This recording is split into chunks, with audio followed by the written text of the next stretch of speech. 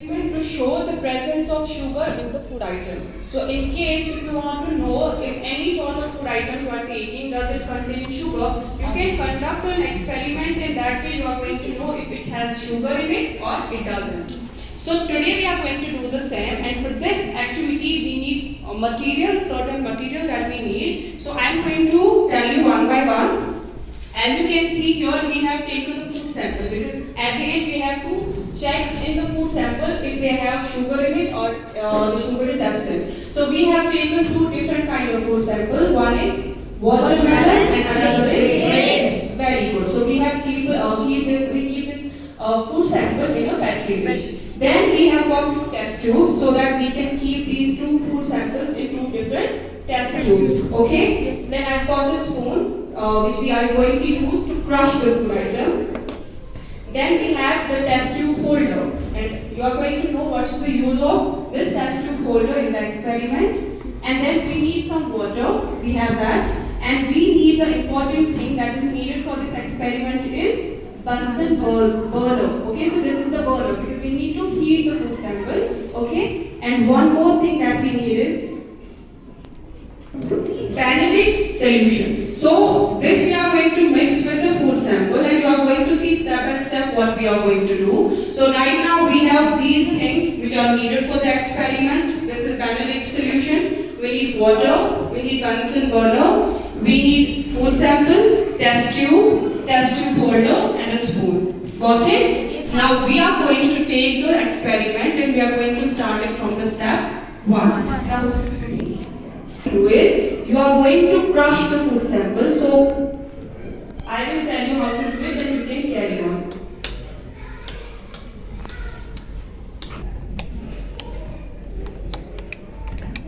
Okay, so we crush it, put it in the test tube. Yes. Hold this spoon.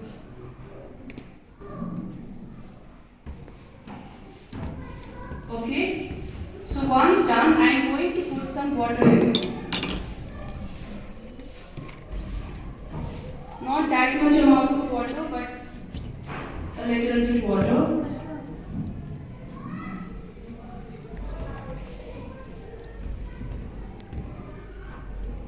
Done? Yes, please. Then I have to shake it. The food sample that I have taken and the water, I have to shake it. Very good. You can shake it for me. Meanwhile, I am going to burn the burner.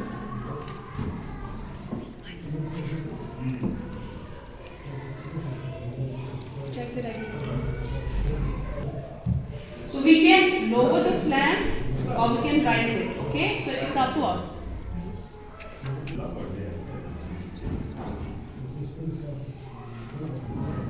Drops of the Benedict solution to the test tube, where we have already done what? With the water. So I take the few drops of Benedict solution and I am going to put it in the test tube.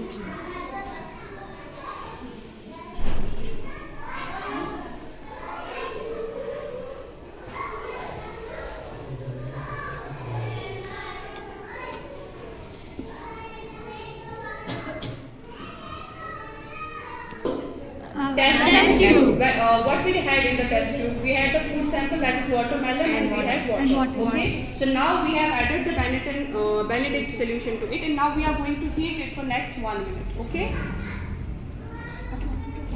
And if it has sugar, that means the color is going to change. The color of this food sample or the whatever we have kept right now in the test tube, it's going to change. If it has low amount of sugar in it, the color will change to green. If it has medium amount of sugar in it, then the color will change to yellow. But then if it has enough amount of sugar in it, then it will change into the red or black. Okay, so we are going to wait for the next 1 minute.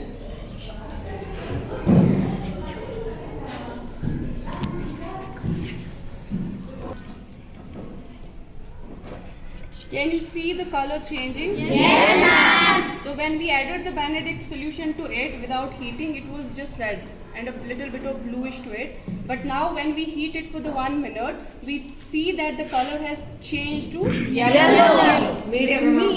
Which means the first point is proven, that is Medium amount. No, that watermelon does have Sugar, but medium. but yes, it is not in high amount, but it is in the Medium amount. Very good. So that means we proved the experiment proved to us that yes, we can check the presence of sugar in any food item.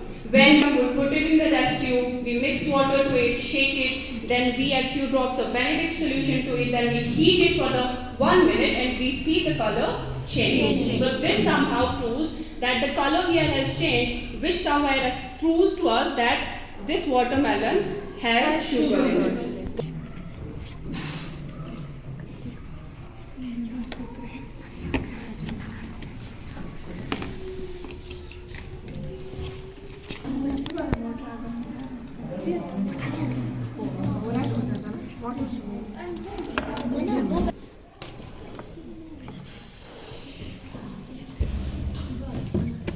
Okay, then I'm going to shake it.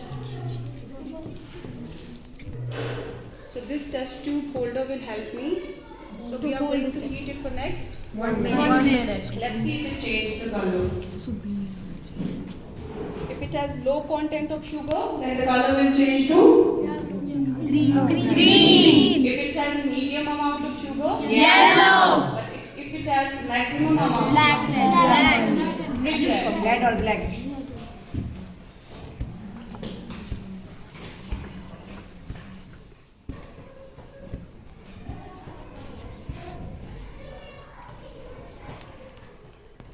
It changed the color. Its natural color was green, but when we added water, Benedict solution and heat it, so then it changed the color, which proves that sugar is present in the grapes. Okay, but then we had simultaneously we got to know that how much of sugar is present in it. Okay, so right now the color is Yellow.